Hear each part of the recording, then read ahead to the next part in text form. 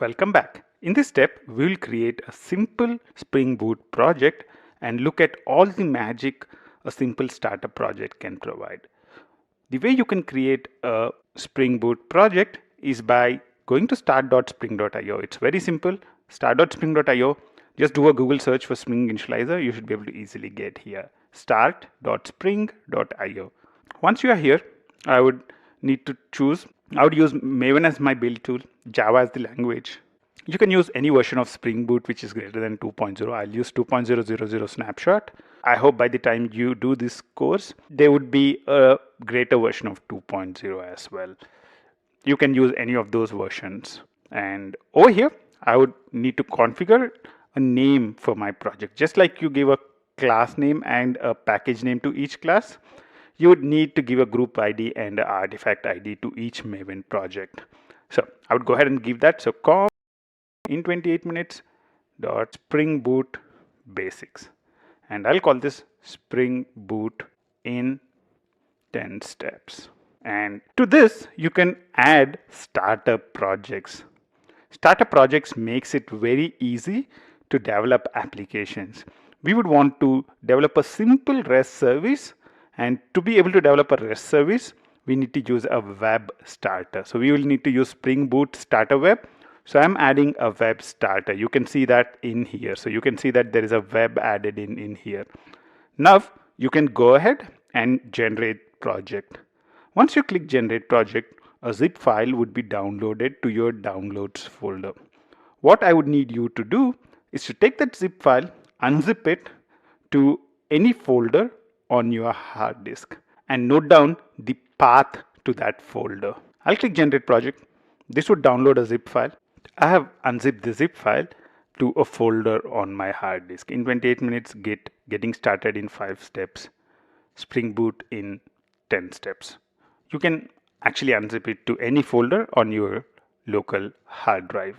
I would go into Eclipse and import that project. So what I'll do is file, import existing Maven projects, and you can either paste in the directory where you unzipped it to, or you can use the browse to that specific directory. Either of these things should be fine. Once you are able to successfully select the root directory, you'd see a Spring Boot in 10 steps, a pom.xml. So I would go ahead and click finish now.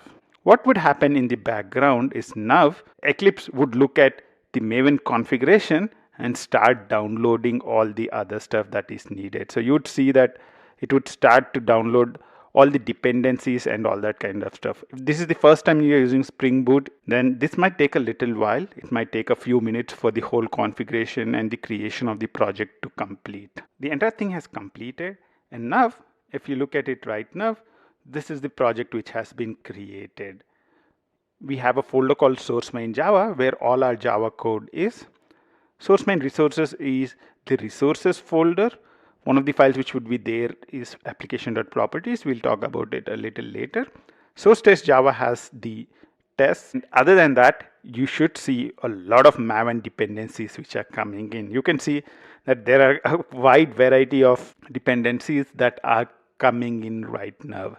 We will look at why these dependencies are coming in a little later. For now, let's see if we are able to start this application up. So I'll open up Spring Boot in 10 steps application, and I would right click and say run as Java application.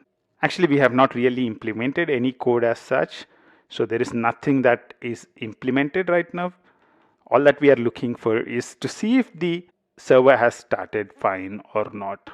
You would see something like this: started Spring Boot in 10 steps application in 8 seconds on port 8080. And if you looked at the details of the log, you would see that there are a lot of things happening already. However, the most important part was the fact that you have now a web application up and running. We would look at the different things which are present in this log and understand what is happening in the background a lot more in the future steps. Until then, bye bye.